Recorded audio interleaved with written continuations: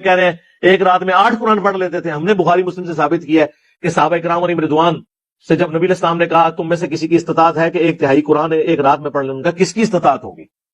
حضور نے فرمایا سورہ اخلاص پڑھ لو، 1/3 قرآن کے برابر. صحابہ تو کہتے ہیں ہم تو نہیں 10 پارے پڑھ سکتے. آج کی ڈیٹ میں 10 پارے تو زمانے میں نہیں تھے.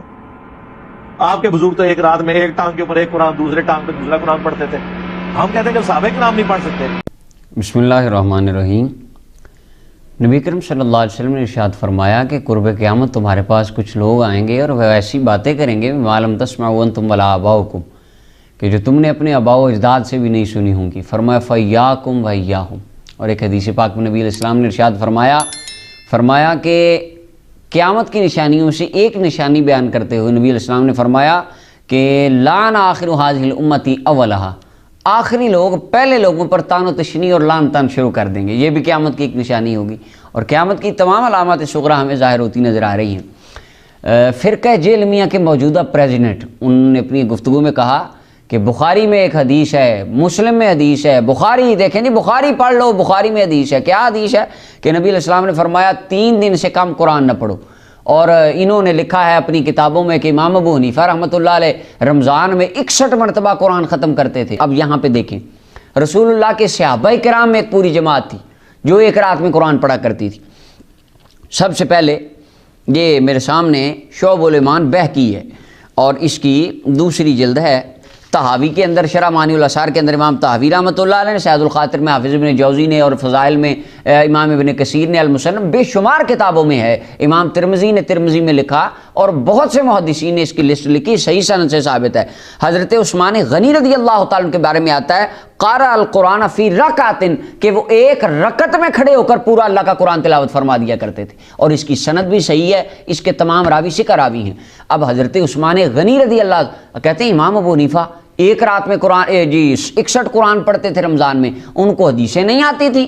تو میں پوچھتا ہوں کہ حضرت عثمان ذوالنورین رضی اللہ عنہ کو یہ حدیث جو آپ بخاری کی پیش کرتے ہیں، جب بخاری لکھی نہیں گئی تھی، جنہوں نے ڈائریکٹ رسول اللہ سے حدیثیں سنی ان کو یہ حدیث نہیں آتی تھی، ان کو سمجھ نہیں آئی، وہ ایک رات میں قرآن پڑھ رہے ہیں. اب سیدنا عثمان غنی رضی اللہ تعالیٰ عنہ ایک رات میں پورا قرآن پڑھ جایا کرتے تھے. اور اس کی ایک اور سند حافظ ابن کثیر نے فضائل القرآن میں لکھی اور امام ابن کثیر نے کہا اس کی سند صحیح ہے.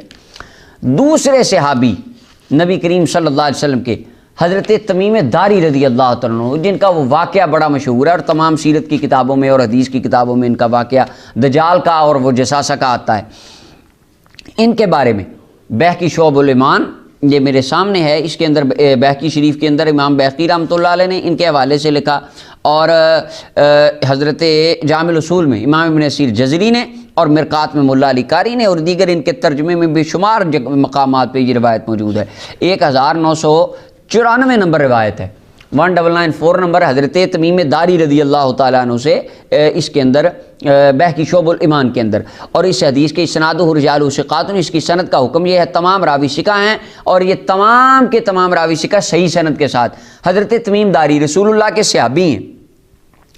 آپ کے بارے میں ہے کہ وکان یختم القرآن فی رکعۃ، ایک رکعت میں آپ پورا قرآن ختم فرما جایا کرتے تھے، ایک رکعت میں پورا اللہ کا قرآن پڑھ جایا کرتے تھے. اب ان کو حدیث نہیں آتی تھی کہ 3 دن سے کم جس نے قرآن ختم کیا اس نے تو سمجھے ہی نہیں. اب رسول اللہ کے صحابی پڑھ رہے ہیں، اور اس کے علاوہ صحابہ کرام کی ایک جماعت ہے، حضرت جناب عبداللہ ابن زبیر رضی اللہ عنہ، امام طحاوی نے لکھا ایک رکعت میں قرآن پڑھ جایا کرتے تھے، ایک رات میں قرآن پڑھ جایا کرتے تھے.